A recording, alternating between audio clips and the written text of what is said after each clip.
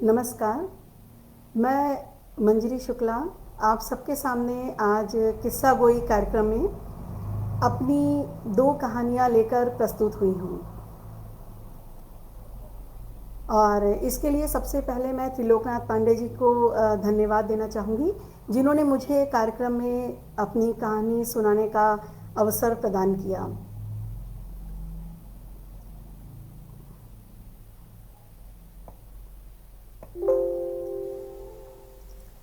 नमस्कार संजीव जी, नमस्ते रेणु जी। तो आज मैं आपको दो कहानी सुना रही हूँ। पहली कहानी है हंस पड़े चांद सितारे और दूसरी कहानी है हैप्पी क्रिसमस। बहुत समय पहले की बात है। चांद सितारों से सजा हुआ एक राज्य था जिसका नाम था चांदपुर। वहाँ पर हमेशा सितारे जहाँ तहाँ बिखरे रहते थे और बच्चों का जब भी मन होता तो वे नन्हे सितारों को पकड़ते और उनसे घंटों खेलते। उन्हें खेलते खेलते सुबह से शाम हो जाती पर बच्चों का मन नहीं भरता। दिन हो या रात बच्चों को कहीं भी डर नहीं लगता था, क्योंकि चांद और सितारे हमेशा उनके संगी साथी के रूप में रहते थे और इस कारण वहाँ पर उजाला रहता था। उन्हीं बच्चों में एक बहुत ही छोटा और प्यारा सा बच्चा था। उसका नाम था डिंगो। डिंगो सभी का चहेता था, क्योंकि वह सबसे बहुत हिलजुल कर मिलकर रहता था। उसके सभी से दोस्ती थी और चांद सितारों को तो वो बहुत प्यार करता था। और जब भी किसी को मदद की ज़रूरत रहती तो डिंगो सबसे पहले मदद के लिए पहुंच जाता था। एक बार वह चांद और सितारों के साथ खेल रहा था। तब खेलते खेलते उसको भी सुबह से लेकर शाम हो गई। तो एक नन्हा सितारा आके आगे बोला कि मेरा मन करता है कि मैं बादलों की सैर करूं और नीले आसमान में खूब घूमूं, खूब अटखेलियाँ करूं और बादल के ऊपर जाके हवा के साथ साथ नाचूं। कभी एक बादल पर जाऊं तो कभी दूसरे बादल पर। उसकी मासूमियत भरी बातों से सभी जो थे वो जोरों से हंस पड़े, क्योंकि उन सब का आसमान तक जाने का मन तो बहुत करता था, पर वहां तक जाने का कोई भी साधन नहीं था। इस वजह से सभी लोग मन मसोस कर रह जाते थे। पर एक दूसरा सितारा था, उसका जो दोस्त था, उसके मन में ये बात बैठ गई। उसके मन में ये बात बैठ गई कि अब मुझे किसी भी तरह से नीले आसमान पर जाकर बादलों की सवारी करनी है।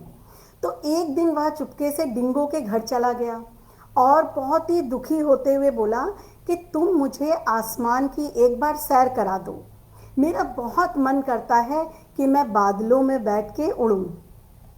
डिंगो उसकी ये बात सुनकर खुद भी बहुत दुखी हो गया, क्योंकि वह जानता था कि वो कितनी भी कोशिश कर ले वो नन्हे सितारे की इच्छा पूरी नहीं कर सकता था। उसे खुद नहीं पता था कि आसमान तक कैसे जाया जा सकता है, पर तब भी वो नन्हे सितारे को दुखी नहीं करना चाहता था। इसीलिए उसने मुस्कुराते हुए कहा कि मैं तुम्हें आसमान पर भेजने की पूरी कोशिश करूँगा, तुम बिल्कुल परेशान मत हो। नन्हा सितारा ये सुनकर खुशी से झूम उठा और वहाँ से कोई मधुर गीत जो उसका मनपसंद था, जो हमेशा वो खुश होने पे गाता था, वो गुनगुनाते हुए वहाँ से चल दिया। कहने को तो डिंगो ने नन्हे सितारे को खुश होने के लिए कह दिया था कि चलो ठीक है, बेचारा खुश हो जाएगा, इतने दिनों से वो उदास था। पर अब वो सारी रात इसी उधेड़ बुन में लगा रहा कि आसमान तक जाने का तो रास्ता उसे भी नहीं पता है, फिर भला वो सितारे को कैसे भेजेगा। उधर सितारा जब इतने खुशी खुशी नाचता गाता उछलता हुआ अपने दोस्तों के पास पहुंचा तो उसके दोस्त ने सोचा कि अरे ये क्या बात हुई, शाम तक तो ये इतना दुखी था।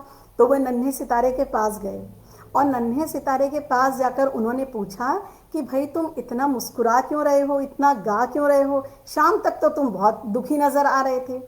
तो नन्हे सितारे ने मुस्कुराते हुए कहा, अरे बहुत खुशी की बात है, मैंने डिंगो से बात कर ली है और डिंगो अब मुझे नीले वाले आसमान पर भेजेगा, जहां पर मैं बादलों की सवारी करूंगा।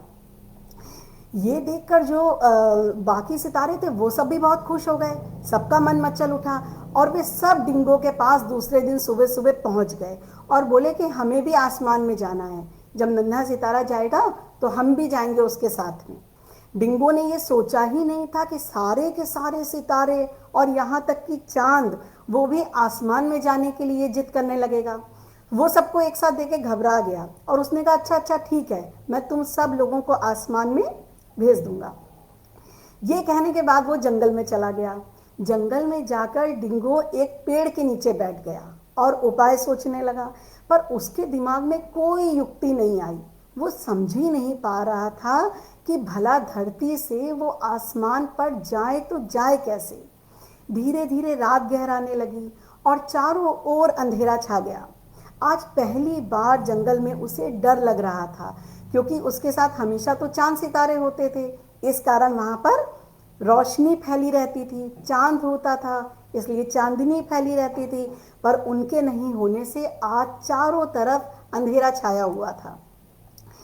अब वो क्या करता, उसने दूर तक देखा पर उसे कहीं भी चांद और सितारे नजर नहीं आए, जिनकी रोशनी में पूरा जंगल जगमगाता रहता था। जंगली पशु पक्षियों की आवाजें सुनकर तो उसे और डर लगने लगा और वो डर के मारे थर थर कांपने लगा और घबराते हुए एक पेड़ पर चढ़ गया। सर्दी की रात में ठंड से कांपता हुआ वो बहुत देर तक उसी पेड़ पर बैठा रहा।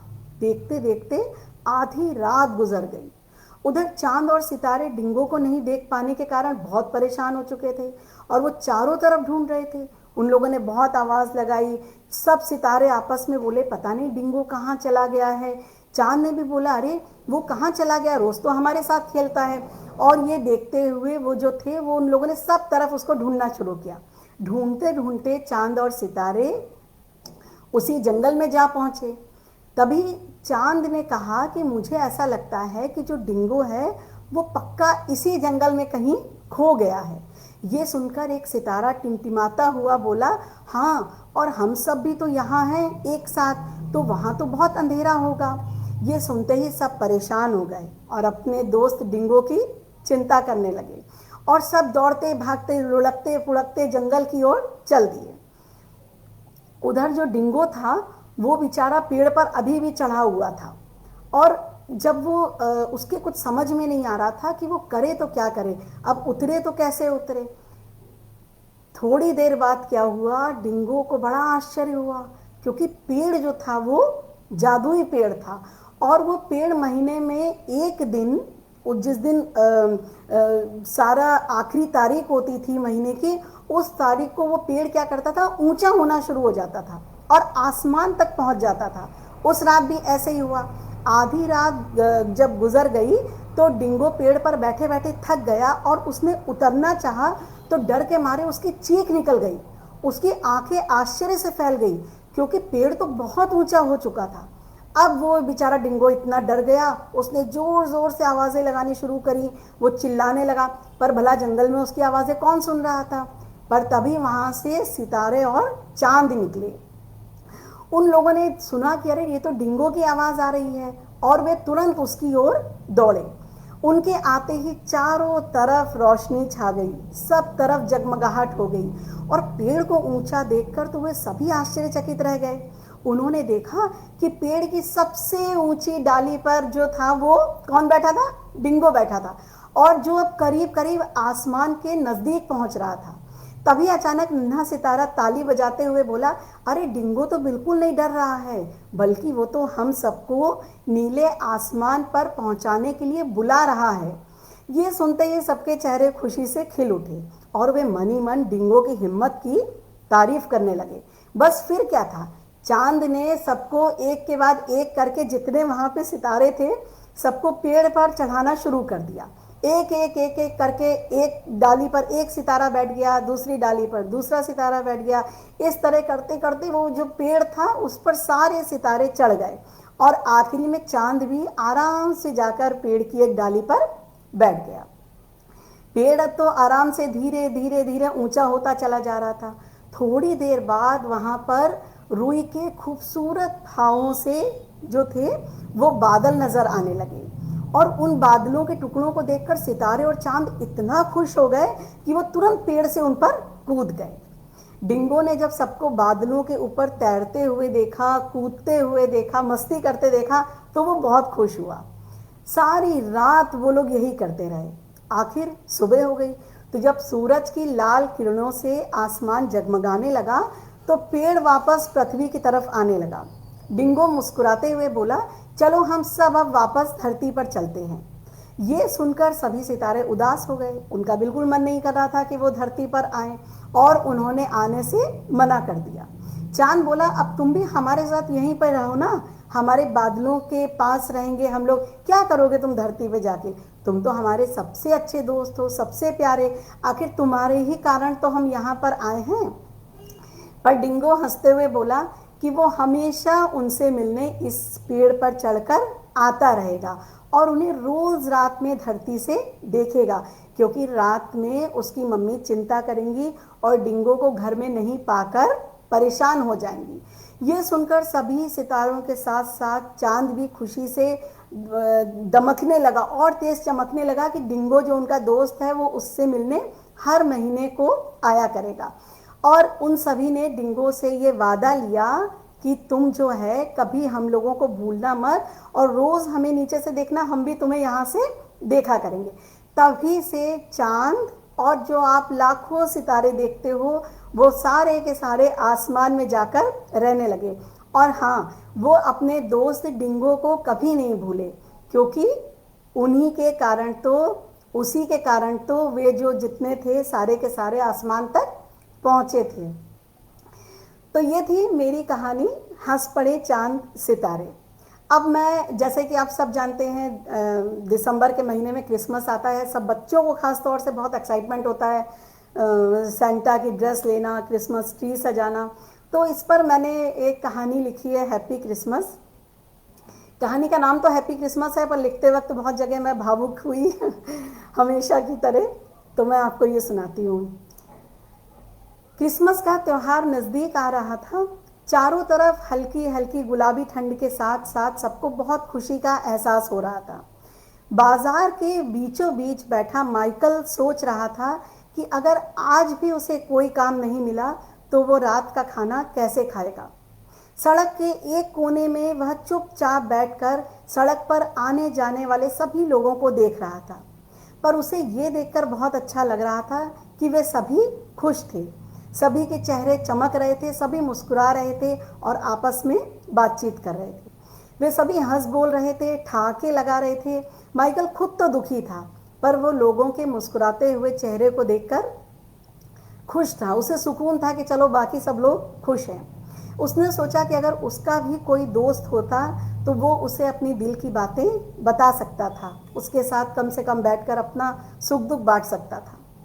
माइकल के हाथ ठंड से कांप रहे थे और वो बार बार उन्हें अपने कई साल पुराने फटे हुए स्वेटर के अंदर छिपाने की नाकाम कोशिश कर रहा था। सर्द हवा इतनी तेज थी कि उसके पूरे शरीर में जैसे कांटे चुभ रहे थे। तभी माइकल के सामने एक कार आकर रुक गई। बीच सड़क में इस तरह भला किसी ने कार क्यों रोक दी होगी, माइकल ने सोचा। तभी कार के अंदर से एक लंबा सा गोरा सा आदमी निकला और कार के सभी टायरों को गौर से देखने लगा। ओह, कार का पिछला टायर तो पंचर हो गया, उस आदमी ने दुखी होते हुए जैसे खुद से कहा। तभी कार का पिछला वाला दरवाज़ा खुला और उसमें से करीब 8 साल का एक बच्चा अपने हाथ में एक किताब पकड़े हुए उतरा। क्या हुआ पापा, बच्चे ने पूछा। कार का टायर पंचर हो गया, वो आदमी दुखी होते हुए बोला। पर अब हम समय पर अस्पताल कैसे पहुंचेंगे? अस्पताल शब्द सुनते ही माइकल चौंका। उसने ध्यान से बच्चे की तरफ देखा। गोल मटोल गोरा सा बच्चा जो पीले रंग का स्वेटर पहना था और बहुत ही प्यारा लग रहा था। माइकल तुरंत खड़ा हो गया और बोला, मैं अभी आपका टायर बनवा कर ले आता हूँ। उस आदमी ने कृतज्ञता से माइकल की ओर देखा और कहा, पर मेरे पास तो टायर खोलने के लिए औजार भी नहीं है। कोई बात नहीं, मेरे घर पर हैं, मैं अभी लेकर आता हूँ। दूर तो नहीं है तुम्हारा घर, जल्दी आ जाओगे? कहते हुए उस आदमी ने रुमाल से अपने माथे का पसीना पोंछा। माइकल समझ गया कि वो आदमी वाकई बहुत परेशान है, वरना इतनी सर्दी में उसे कभी भी पसीना नहीं आता। वो जो पेड़ देख रहे हैं ना, उसके बगल वाला घर है, सफ़ेद वाला। माइकल ने इशारे से उसे अपना घर दिखाया। सामने ही घर देखकर उस आदमी के चेहरे पर कुछ राहत के भाव आए। माइकल दौड़ते हुए अपने घर गया और उसने मेज के नीचे पड़ा हुआ अपना औजारों वाला थैला निकाला। महीनों से उपयोग में नहीं आने के कारण उसका जो थैला था जिसमें औजार रखे थे उस पर मोटी धूल की परतें जम गई थी। थैले की धूल झाड़ते समय उसे अपनी छोटी सी दुकान याद आ गई, जहां पर वह दिन भर बैठकर ग्राहकों की स्कूटर और कार के टायरों का पंचर बनाया करता था, पंचर ठीक किया करता था और उसकी दुकान पर हमेशा भीड़ लगी रहती थी। पर लंबी बीमारी के कारण वह महीनों दुकान पर नहीं जा सका। ठीक होने के बाद जब वो अपनी दुकान पर पहुंचा तो अपनी दुकान की जगह चाय की गुमटी देखकर उसके पैरों तले जैसे जमीन खिसक गई थी। वो बहुत रोया धोया, उसने बड़ी मिन्नतें करी, पर वहां से उसे सबने भगा दिया। दूसरे लोगों ने उसकी दुकान की पतली लोहे की चादरें हटाकर उसी जगह पर चाय की दुकान खोल ली थी। माइकल बेचारा कई दिन तक उस दुकान के चक्कर काटता रहा, दुखी होता रहा, सब जगह कोशिश करता रहा, पर सबने मिलकर उसे दूर से ही खदेड़ दिया। हार कर माइकल ने अपने औजारों का थैला संभाल कर मेज के नीचे रख दिया था। पर आज बहुत दिनों के बाद उस थैले को छूकर एक अनजानी सी खुशी उसे महसूस हो रही थी। थैले को कसकर पकड़ते हुए वह दौड़ता हुआ कार के पास जा पहुंचा और उसने फटाफट काम शुरू कर दिया।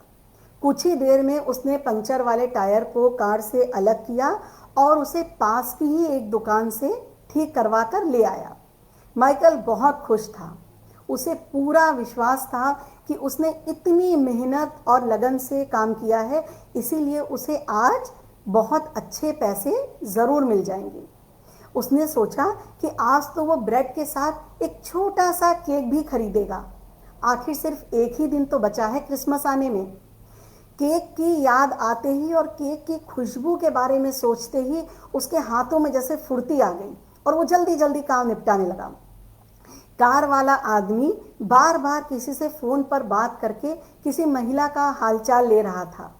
माइकल को समझ में आ गया था कि उस आदमी की पत्नी ही बीमार थी, जिसे वे लोग देखने जा रहे थे। सारा काम खत्म करने के बाद माइकल उस आदमी के पास जाकर खड़ा हो गया और बोला, अब आप गाड़ी चला सकते हैं। अच्छा, सच? कहते हुए उस आदमी ने गाड़ी स्टार्ट करी और वहां से चला गया। माइकल सन्न खड़ा रह गया। वो बहुत देर तक उस जाती हुई गाड़ी को देखता रहा। उसे कुछ भी समझ में नहीं आया और वो इस आशा के साथ खड़ा रहा कि शायद कार वापस आ जाए और वो आदमी उसे कुछ तो पैसे दे दे। पर करीब 1 घंटा बीत जाने के बाद भी ना तो कार आई और ना वो आदमी लौटा। माइकल उसी ठंडी सड़क पर कांपता हुआ, ठिठुरता हुआ बैठा रहा। उसकी आंखें डबडबा गई थी। आखिर बहुत रोकने के बाद भी जब उसके आंसू नहीं रुके तो उसकी रुलाई फूट पड़ी और वो बच्चों की तरह भरभरा कर रो पड़ा। न जाने कितनी देर तक घुटनों के बीच में अपना सिर झुकाए हुए माइकल सिसकता रहा।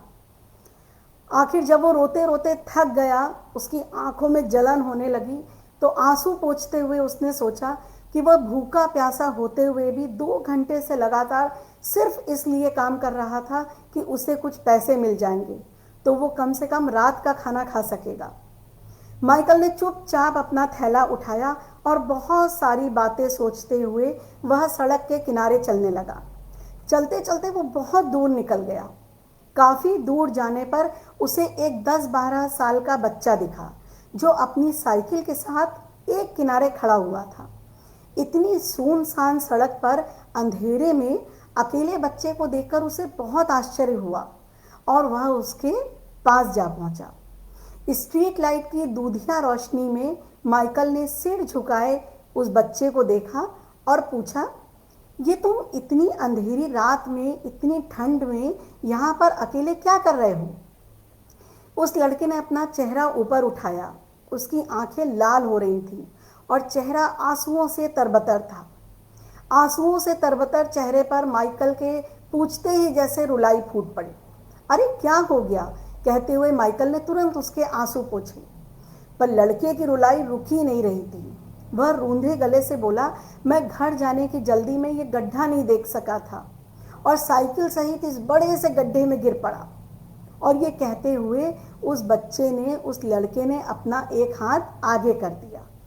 कोहनी से लेकर हथेली तक जो उसकी खाल थी बच्चे की, वो बुरी तरह से छिली हुई थी और उसके हाथ से खून निकल रहा था। तो तुम तुरंत घर क्यों नहीं गए? माइकल ने चिंतित होते हुए पूछा। साइकिल का हैंडल टेढ़ा हो गया है और साइकिल छोड़कर जा भी नहीं सकता हूँ, लड़का दुखी होते हुए बोला। रुको, मैं ठीक कर देता हूँ। जब मेरे पास पहले दुकान हुआ करती थी ना, तो ये सब काम तुम्हें चुटकी बजाते ही ठीक कर दिया करता था। माइकल ने लड़के को हंसाने के लिए मजाकिया अंदाज में कहा। पर मेरे पास पैसे नहीं हैं, लड़के ने सिर झुकाते हुए कहा।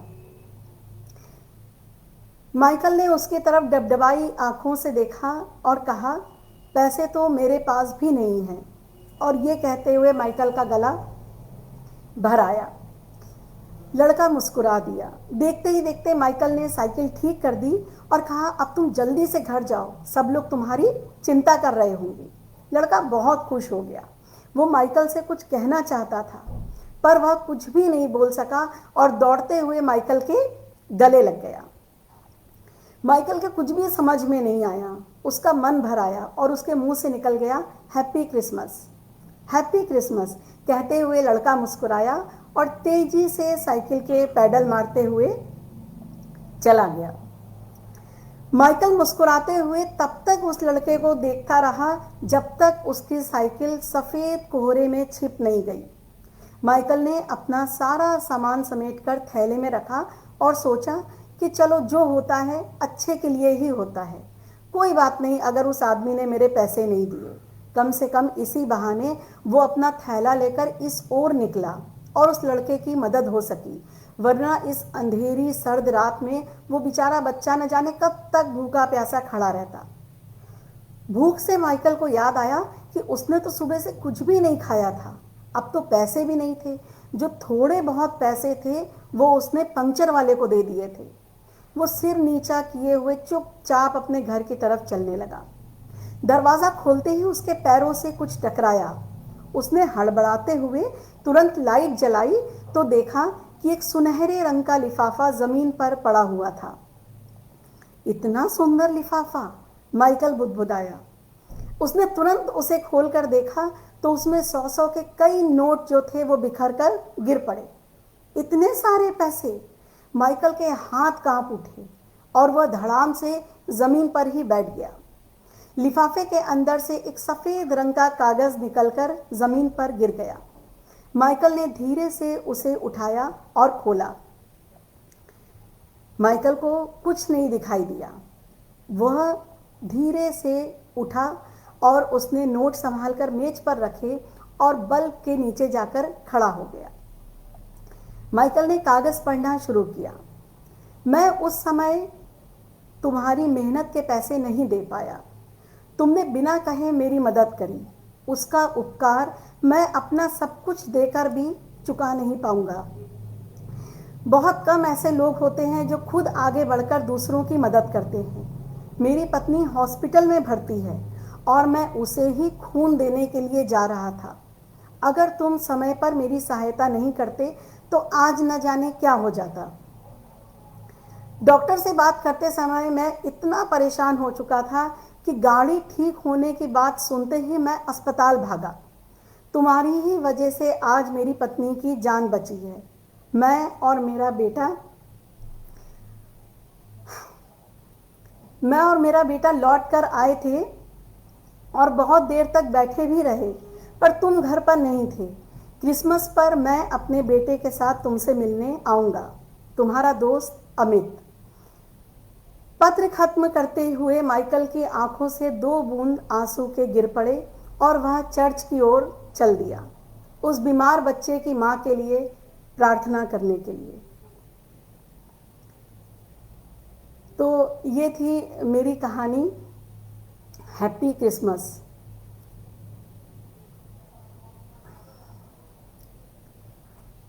आगे फिर अवसर मिला, मौका मिला तो फिर मैं कार्यक्रम में आऊँगी और आप सबके साथ अपनी कहानी शेयर करूँगी। मुझे बहुत अच्छा लगता है, आप सब आते हैं, कहानी पसंद करते हैं और इससे मेरा मनोबल बढ़ता है। साईं बाबा का आशीर्वाद है कि कहानी आप लोगों को पसंद आती है। ईश्वर चाहेगा तो ऐसे ही और कहानियाँ लिखती रहूँगी और आपके सामने प्रस्तुत होती रहूँगी। नमस्कार।